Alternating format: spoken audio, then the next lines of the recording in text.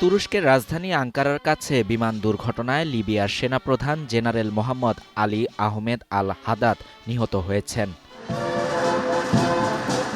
এই দুর্ঘটনায় উচ্চপদস্থ আরও ৪ জন লিবিয়ান কর্মকর্তা নিহত হন।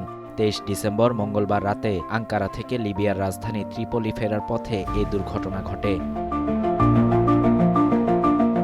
তুরস্কের স্বরাষ্ট্রমন্ত্রী আলী ইয়ারলিকায়া সামাজিক যোগাযোগ মাধ্যম এক্সে জানান, ফ্যালকন 50 মডেলের বিজনেস জেটটি মঙ্গলবার রাত ৮টা ১০ আঙ্কারার এসএন বোগা বিমানবন্দর থেকে উড্ডয়ন করে।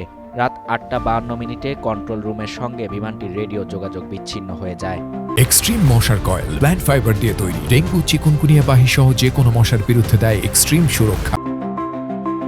তিনি জানান, নিখোঁজ হওয়ার আগে বিমানটি হাইমানা জেলায় জরুরি অবতরণের অনুরোধ জানিয়েছিল। পরে আঙ্কারা থেকে ৭৪ কিলোমিটার দূরে হাইমানা জেলার ক্যাসিক কাবাক গ্রামের কাছে বিমানটির ধ্বংসাবশেষ খুঁজে পাওয়া যায়।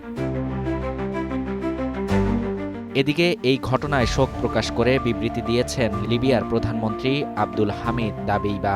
বিবৃতিতে তিনি বলেন, এই ঘটনা জাতির জন্য বড় ট্র্যাজেডি, সামরিক বাহিনীর ও দেশের মানুষের জন্য এক অপূরণীয় ক্ষতি।